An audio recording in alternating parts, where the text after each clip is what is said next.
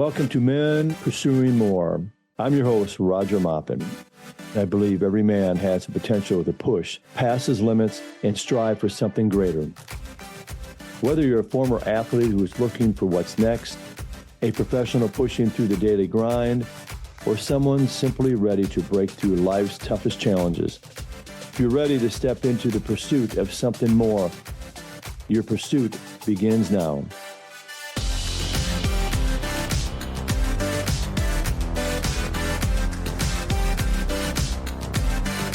All right, welcome back to Men Pursuing More. I'm your host, Roger Maupin. Today we have Earl Williams joining us, former teammate of mine back during the NIACC days. Before we dive into it, Earl, hey, a few fun facts.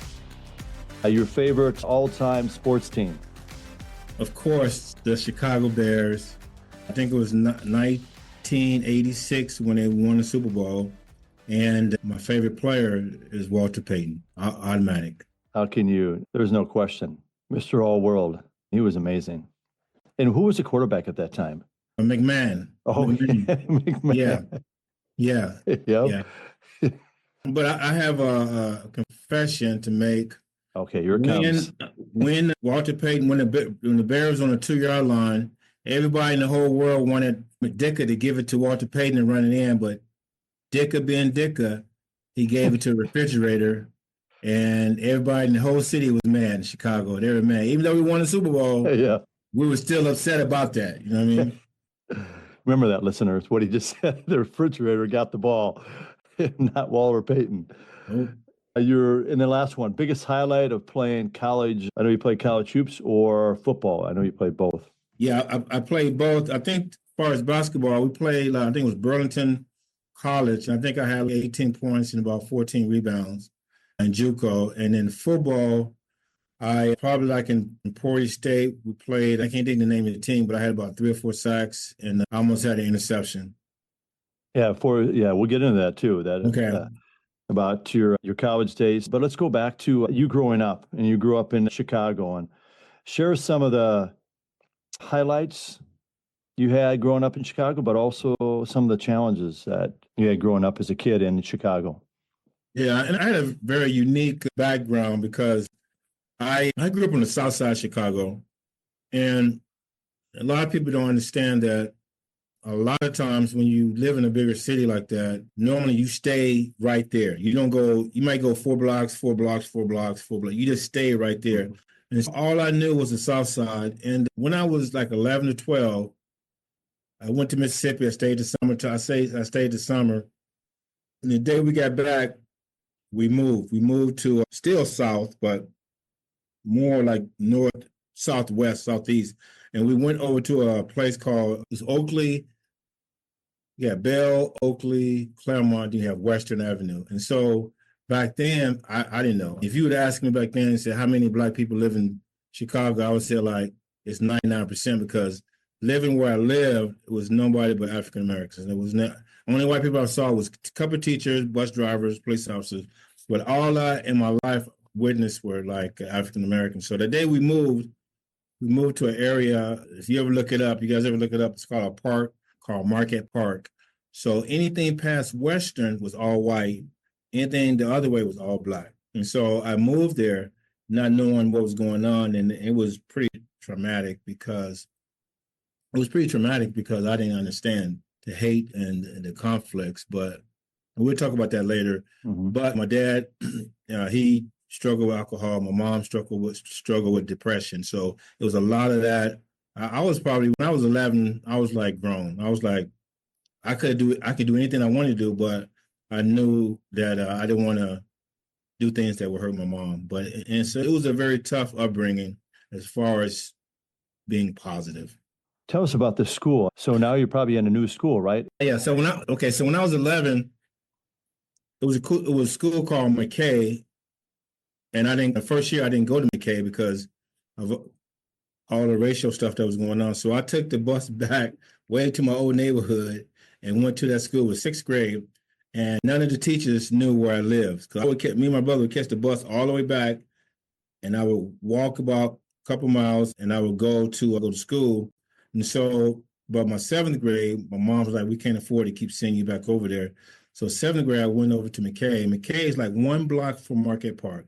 And Market Park, over in the area, they got hate groups. And one of the biggest hate group was the Nazis that was over there. Mm-hmm. And so that year I went to seventh grade, about maybe 6 or 7 months into that seventh grade, the Nazis put a bomb in 3 newspapers, and they wrapped them and put them on certain porches across Western where I live. And one bomb blew somebody's front porch up. One didn't go off. And the third one, my friend's older brother picked up the paper, took it to his room, and it blew his arm off. Oh, no way. Yeah. And so all this is going on. I'm upset because I wanted to go back. Mm-hmm. But I did go to seventh grade, but we only could go down 69th Street. And a lot of times the police would escort us down to McKay. Then after McKay, when I went 7th, 8th grade, graduated, I went to Gage Park, and I did 4 years of high school there. But I was telling you before, the education was minimum because all those 4 years, no one ever came to me to talk about college or anything, trade school or nothing. And I'm not embarrassed, but just the fact that when I graduated from high school, I was reading at a 6th grade reading level, and I didn't have any math classes in high school. You had no math classes in high school? No math class. I think I was in one, but I got in trouble. So it did something for me, but wasn't really to help me. And because I play sports, and I was Earl, walking around, and I think about it, I laugh. I would always have candy selling for either football team or basketball team.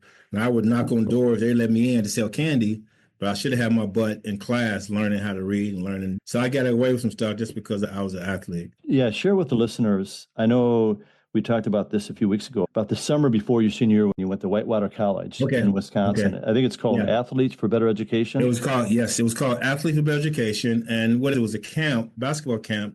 It went 5 days on the University of Wisconsin Whitewater. Saved my life. They planted a seed. So during that week, it was like basketball camp. Some of the best players in Chicago and all over the state of Illinois would come and play.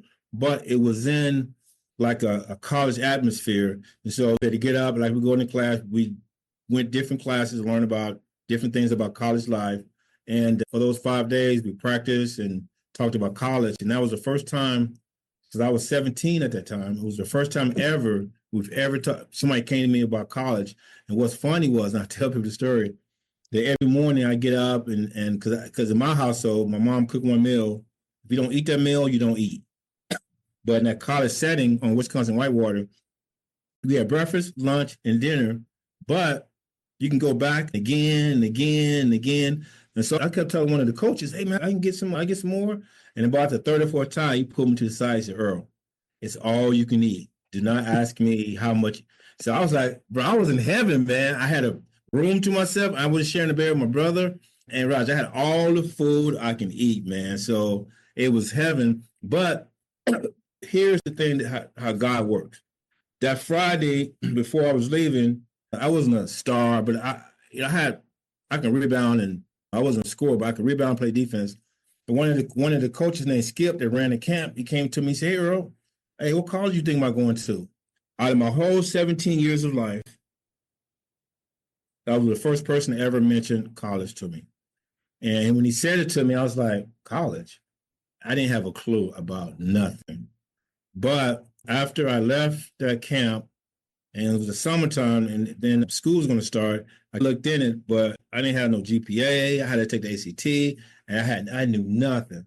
And I remember I took the ACT at a school in the inner city called Lindblom, and they had everybody in the cafeteria, and it wasn't like anybody really checking to see anybody cheating. And I was sitting at the table, and somebody was looking on my paper, and I said to him, I said, bro, I'm the last person you want to copy off of, believe me.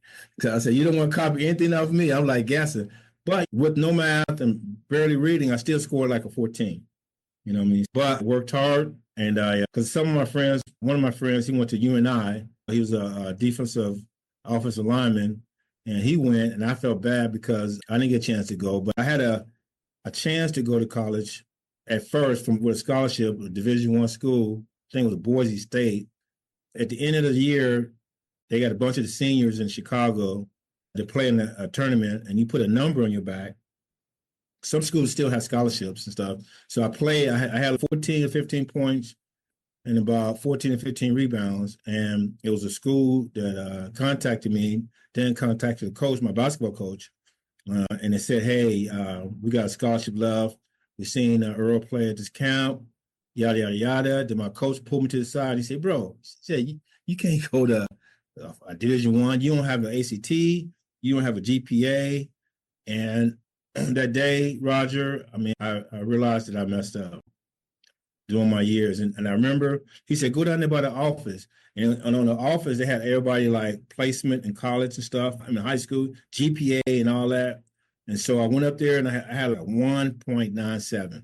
Plus, I didn't have the ACT. So I cried, bro. I sat by the stairs by the gym. I kept saying to myself, I messed up. And thanks be to God, junior college called me. I got a chance to play ball and football. So because we met at NIACC, how did NIACC, North Iowa Area Community College, find you? They had talked to some coaches, but I played 1 year of high school football, and it wasn't the basketball team that recruited me. It was a football team, Jerry Dunbar. They had contacted somebody and said, hey, this guy, he's tall, he's raw. He only played 1 year. And so I went down and I went to play football, not to play basketball. And so I played football in 1 year, and then I was hooping with some of the basketball players, and I was out there playing. I was dunking and all this stuff. And then Jerry Dunbar and Konismart came and said, hey, we need to talk to you. They brought me in the room. They was, hey, how would you like to play basketball for Coach Konismart? I said, nah, I don't think so. Because I see all the running they did. I was about 6'4", 240. I was big to be running 5 miles. And I was like, nah, I don't think I'm going to do that. and then they was like, you got like Pell Grant, all that stuff. And so I got a little more work study.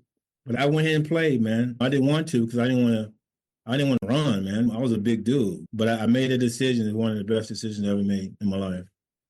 That's where we met too, and we got to be a chance to be teammates that year. Any other kind of challenges or kind of highlights along the way at NIACC?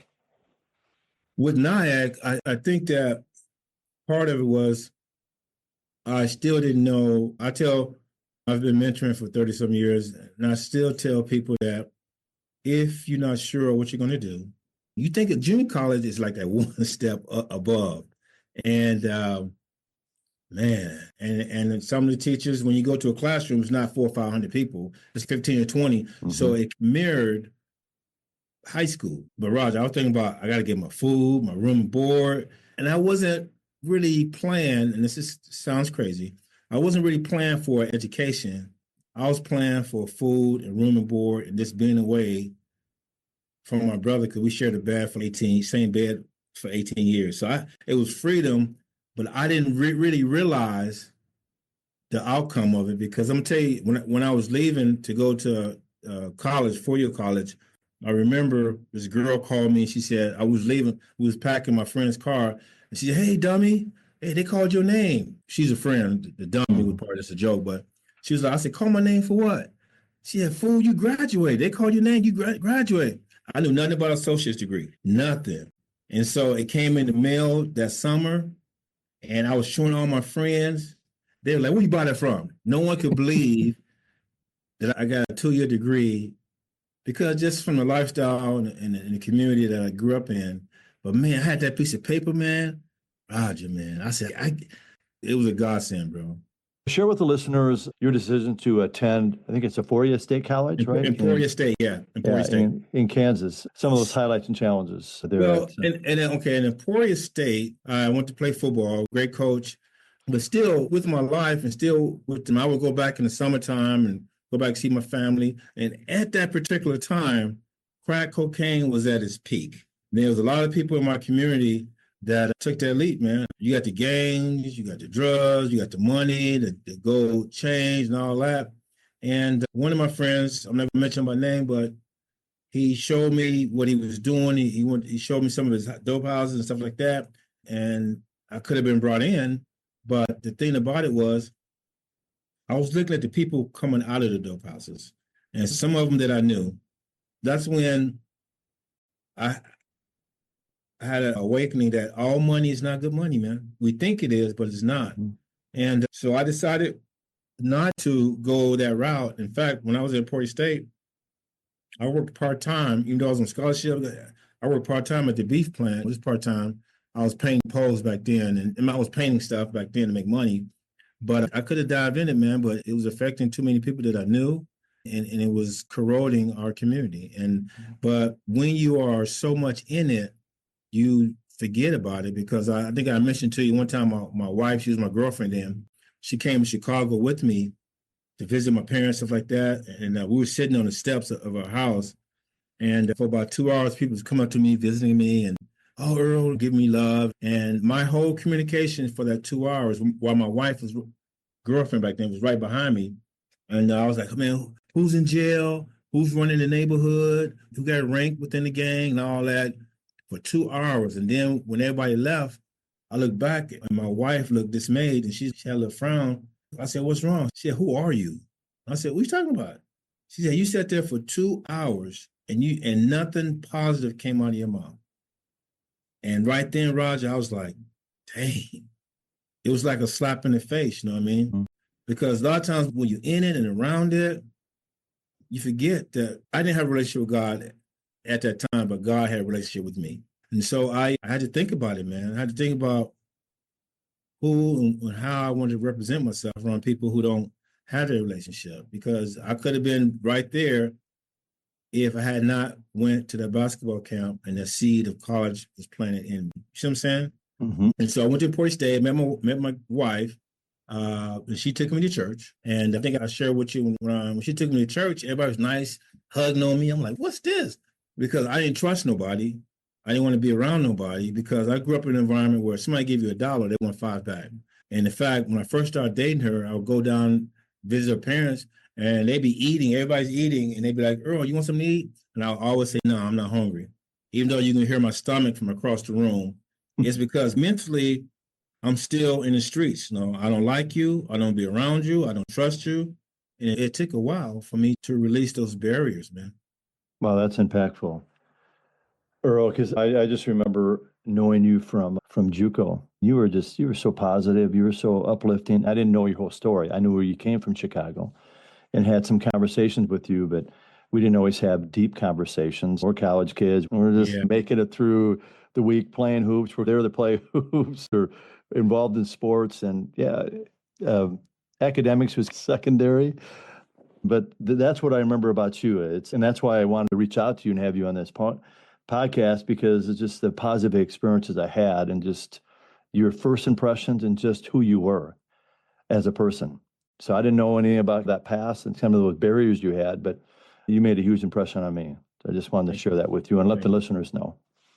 Let's move on. Like after you were talking about after college, and what are some kind of highlights and challenges after college? You had your girlfriend, it sounds like, and then you end up getting married and you stayed in that community. And share with us about some of the experiences you had. I know you talked about coaching experiences, staying in that community for so many years. And what had happened after I graduated, and then I was working at IBP, Iowa Beef Processing, which is Tyson now, as a part-time, painting, scraping stuff. And when I got my degree, the plant manager pulled me to the side and he said, hey, you want to be a production supervisor? And I was like, nah, I think I'm going to head back to Chicago. I don't think I'm going to stay here. And then he said, oh, but he gave me the salary, $36,000. I was like, whoa, wait a minute. And so my wife became a school psychologist. And so we stayed in Emporia for total 24, 25 years. I was a production supervisor for 8.5, or part-time, a year and a half. So my total employment was there 10 years, and it was always on night shift. So I worked I went in at 2 p.m. and I left at maybe 1:30 to 2 a.m. And back then I was working 6 days a week because everything was a little bit cheaper. But my wife would get up on Sunday and go, hey, you want to go to church, Earl? And I was like, this is my only day to rest. I cannot. I said, no, I couldn't. And working, I don't know if any of your listeners have worked at a beef plant before, but it's rough. It's a whole nother way of living. And even though I had my degree, I was one of the few that had a degree. I was a supervisor. But one, you have people from all over the world, Vietnamese, Cambodian, Laotians, Cuban, everybody work there, and you're trying to get along. Everybody's working with a knife, but there are a lot of people there, like up or above, supervisors and plant managers and superintendents that have no people skills. All they knew was about threatening people, firing people, sleeping with people. It was a mess, but I always treated my people the same way I want to be treated. That's just something I did. Mm-hmm. And the reason why I left there is because I wanted to go to A-Shift, and I went down to personnel and said, hey, I've been here long enough. They're like, oh, no, Earl, if you go to A-Shift, people are going to follow you, and you're going to destroy a lot of lines, because they had a bid process. But I said, I don't, that's not my fault. So my son was 5, and then I started working for the state of Kansas. I became a regional Medicaid benefit specialist out of 105 counties. I worked in 95. I traveled all over, and then I started really going to church. I became a lay speaker. But one of the greatest things, that I started an at-risk basketball team, like for the whole summer. Mm-hmm. I did that for 15 years, and that's what kids who don't have maybe their dad in their life, or going through trouble or whatever like that. I had about 100 kids go through my program, and 97 graduated from high school. Only 3 didn't make it through high school. So I had them from 6th grade till they graduated. And so we traveled all over different states, but I had them. And while I was going to church, getting a close relationship with Christ, I became a person of faith, and not about just winning the games, but about teaching the young folks how good God is, and how important they are, and how important their lives are. So I did that. I did Bible study. I had youth group. I did programs I call Rites of Passage. Plus, I was on maybe 6 or 7, like Habitat for Humanity. I did all of that, just trying to give back to God. And it wasn't about me. It was about me serving. And everybody got to know me in the city of Emporia. And they said, hey, can you get on this board? Can you get on that board? I overdid it. But only reason that I left there, my wife became a United Methodist pastor, and she went to Topeka, Kansas, and then I became the first man of the church. I kept doing it. I kept working in church, and then I retired from the state, and I was the campus minister, which I still am, the campus minister for Washburn University. I was quarter time, but now I'm half-time. And now, you won't believe this, I'm half-time pastor for United Methodist Church in Topeka, Kansas. And so I do both half-time, so I'm always letting people know how good God is. But right now, I'm also in school right now, and I'm not a very studious person, but I got a B on my first paper, A on my second paper. So God is definitely using me, and I'm trying to give every ounce of my life back to Christ. Now, share with us, I know you're a part-time campus. You're now in Topeka, Kansas. Yes. But go back. I remember you asked me this when we talked a few weeks ago. About the way you asked me about when you were working with these kids, and you asked me how many parents you think contacted the kids during that week, like or that weekend when the kids are gone, just catching up on the kids. Hey, how was your game? Or okay. At one time, we should do the MAYB tournament, the national tournament, be the last tournament in that program, and we would go to Wichita, Kansas. We'll be there Thursday, Friday, Saturday, and come back Sunday. And so I was telling Roger, I was saying, hey, when you see basketball teams or soccer teams or football teams, whatever team, you see their parents driving up in their SUV, that means their parents are going with them. You see them, they all getting together. But for us, we used to have maybe 1 or 2 15-passenger van.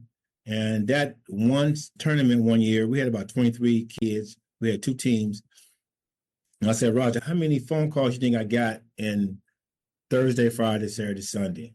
And I think you got 3 or 4 or 5. Yeah, that was. I got none. No one called me. And on our way home, people in the van was like, Coach, we going to your house, right, to eat, right? And I look back, I said this with love. I said, you guys been with me Thursday, Friday, Saturday, Sunday, 4 days. You're going home. I said, all you guys going home. I love you, but I got to spend time with my wife. I said, you guys going home. And I think part of it, somebody told me that's because they love you at church with their kids. No, man, they need to be at the game. Because my father never went to one basketball game, football game, didn't go to my high school graduation, didn't go to my college graduation, didn't even come to my wedding. I remember that like I've preached on that 2 or 3 times. I say that if you show up for one game, they're going to remember that the rest of their lives. So I used to beg parents, hey, come on, you want to, this is how bad it was, Roger. This is how bad it was. We'd be at a tournament and I have, let's say one team, 12 or 13 players. I would have to beg somebody out of the stands to run the clock for me because normally when you're in a tournament, your team got to provide either a scorekeeper or they got somebody's going to run the clock, the buzzer, like that. Yep. I would have to beg people in the stands, say, hey, ma'am, could you run the clock? And they'd be like, they ain't got no parents here? Not one. You know how embarrassing that was, Roger, to do that? But I didn't care. I usually would find somebody and say, yeah, man, so it hurt, but I went through that. You know what I mean? Do you think of those boys are going to remember that because they need like you were a father figure, you were a coach, I mean, you're coaching them, you're also a mentor, and they need that. And you talked about how 97 out of 100 of them graduated from high school. Yes, only 3 didn't. I mean, think about that, 97%. Amen. Yeah. That's amazing. Hey, Roger, I walked a lot of halls, bro. I walked a lot of middle school halls. I walked a lot of high school halls, and teachers knew me, and I had a good relationship with the principal. Because I remember one time the principal called me because they had like a school. When you get in trouble, they have a school where you don't be in school, but they have a building where they put you in. And he called me, one of my players. He said, Earl, he has one more paper to turn in. If he does not turn that paper in, he's not going to graduate, and I don't think he's going to come back because he'd be too embarrassed to come back the next year. I called that player up, Roger, and I had some words, but it was words of love. And he got down there and he wrote that paper, turned it in, and he graduated, man. You know what I mean? So I had a good principal. Principal Sheldon was a good principal because when somebody gives you the keys to their school for the whole summer, that's priceless, man. That's nothing but God, bro. Well, they're also seeing the impact you're making on these kids too. And they're just saying, hey, we can either get this Earl in the school. We get him to walk in the hallway, just hanging out at the school. What a great example. You don't realize, like in a school, example of a man like you, just your presence and just be around those kids. And those kids would just, they'll rise to the occasion. They'll want to just hang out with you. Just the kind of example you've set for them. And as we move into the kind of the end of this podcast, question for you is about what is the best advice that has ever been given to you, and why do you think it was, and who gave it to you? When you think back, some advice that really made an impact on you. I have the thing that I try to do in my life. First, you got to be humble because when somebody give you the information, you got to be humble enough to say, I need it. And so I remember Fire Chief Joe. He was the first African-American fire chief in Topeka, Kansas. And one time, I was my wife's first church, and I've heard a lot, but when he came to me, he said, a life is a life. And I was like, whoa. He said, my father told me that your life has no more meaning than another man's life. And the other man's life has no more meaning than your life in the eyes of God. And I was like, whoa. And I needed to hear that at that time because sometimes all of us, we go through different things. To realize that we're all made in the image of God, and that with God, there's no levels of my life being worth more than yours because of the color of my skin or where I live at, what kind of car I drive, what kind of house it doesn't really matter, man. You know what I'm saying? And once we get an understanding of how powerful that is that I could say that we're both made in the image of God, and my life has no more value in your life in the eyes of God. That kind of shook me, man. He said that. And when he said it, I needed to hear it. And I've probably repeated it maybe 1,000 times. And people sometimes hear the word, hey, brother. It's, hey, we're brothers in Christ. Hey, we're all on your life, my life. Hey, I'm not any higher than you. You're not any higher than me. Well, that kind of leads right into to finish off this podcast. One final question. What are kind of a few final thoughts that you'd want to leave with men as they continue on their journey, personally or professionally? Sometimes you tie that together a bit. It intertwines because a lot of times we fail to realize how much time we spend at our jobs. And when I was at IBP, I remember we had I told you I had Cambodians, like I had people all over the world, and they were fighting each other. The Vietnamese didn't like the Cambodians. And so I had a meeting, small room, had about 60, 70 people. And I went on a board. I started putting how much time I spend there and how much time I spend with my family. And so at the end of it, I told them how many hours you spend together, how much you spend with your family. Some of them 2 or 3 hours because some of them work overtime. And I say that, and I say this to you on your job: be careful how you treat other people. You never know what somebody else is going through. It takes no extra energy to be kind and nice and loving. Recognize the space that you're in and how you can make it better with your life. And it transcends to when you go home with your wife and your kids and your neighbors. And if you say that you're a man of God, if you profess that with your tongue, you got to show some action to that. You got to put some effort to it. And it's not a sprint, it's a marathon. And don't say, I'm good, I'm okay, I'm going to stay just the way I am. No. You got to keep moving forward and getting closer to Christ by what you say, what you do, and how you treat everybody, how you treat the janitor, how you treat the waitress that just brought you the wrong meal. You know what I mean? In every instance, if you profess with your lips that you love Christ and God is first in your life, show it. Be about it. Each and every day. That's a wrap with Earl Williams, my former teammate, my brother, my friend, and now we're going to be able to stay in contact for many years going forward. And I want to thank you for being part of Men Pursuing More. Hey, thanks for listening to Men Pursuing More podcast. Don't forget to follow us at moppincoaching.com.